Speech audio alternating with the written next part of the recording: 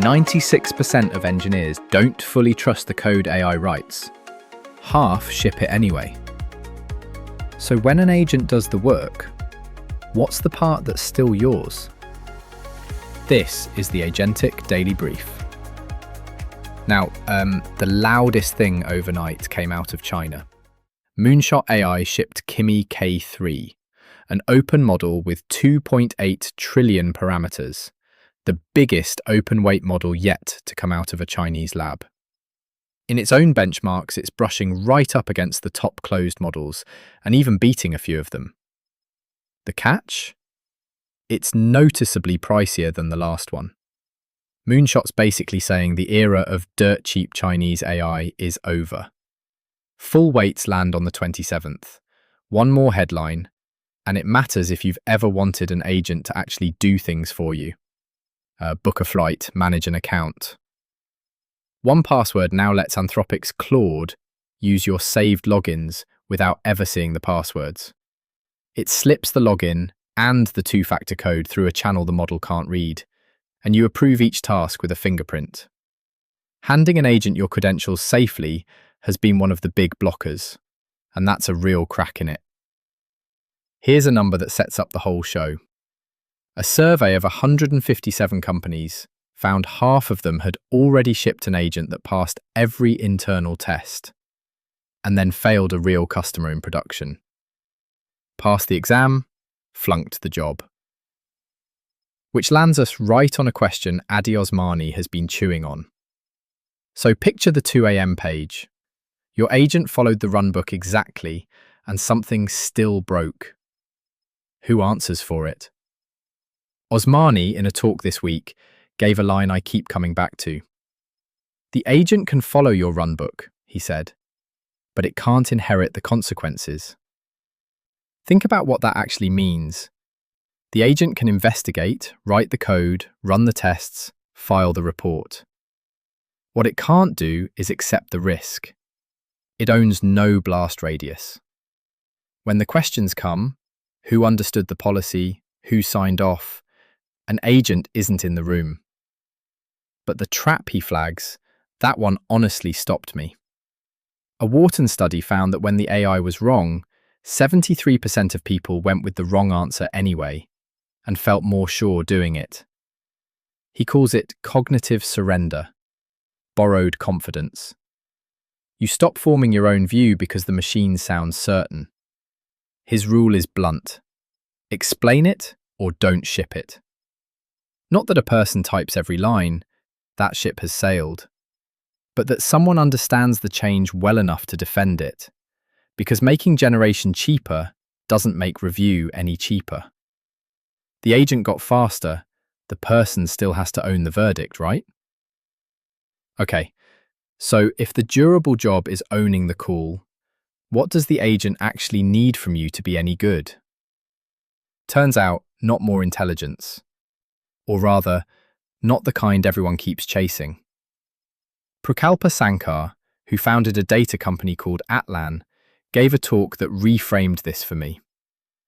Her team could stand up a new agent in about 5 minutes, but giving it the business context to be accurate, that, she said, took forever.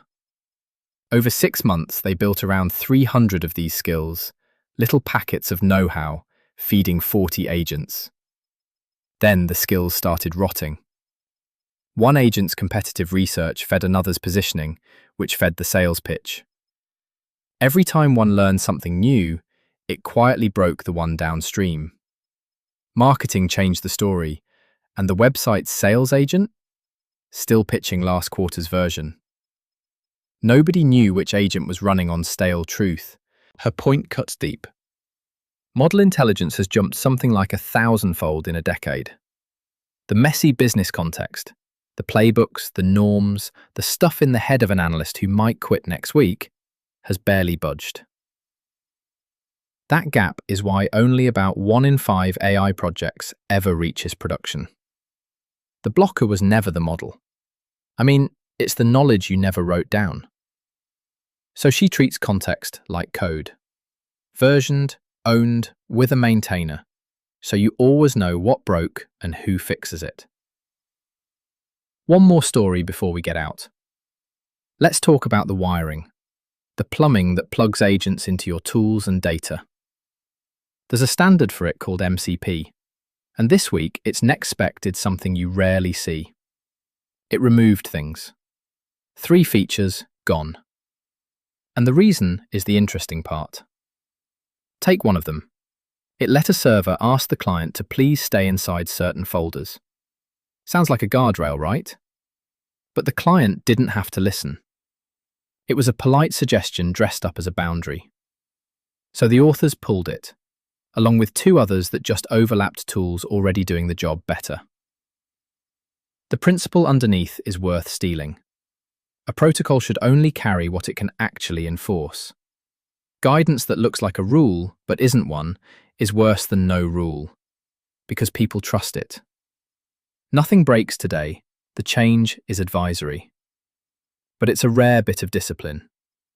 Shrinking on purpose, so the wiring only promises what it can keep. Before you go, one small thing worth trying this week. Pick one agent you lean on. Ask yourself the Osmani question. If it shipped something wrong tomorrow, could you explain the change well enough to defend it? If the answer's no, you don't have an agent problem. You have an ownership gap. Close that one first. One talk for the drive home, if you want it.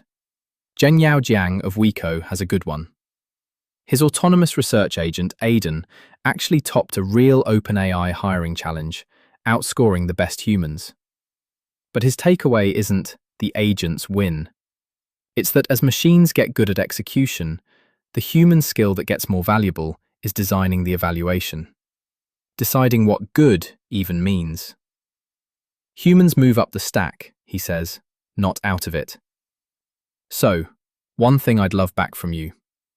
If you run an agent in production, what's your explain it or don't ship it line? Where do you draw it? I read every reply. We opened asking what part of the work is still yours when the agent does it. 3 answers today, really. The verdict you can be answerable for. The context only you can keep current. And the boundary you can actually enforce. The agent runs straight through all of it, but it can't stand behind any of it. That part's still yours. That's today's Agentic Daily Brief. Brought to you by Agent Native Engineering, open knowledge for building and running AI agents. The full write-ups, with their sources, are at agentnativeengineering.com. See you next time.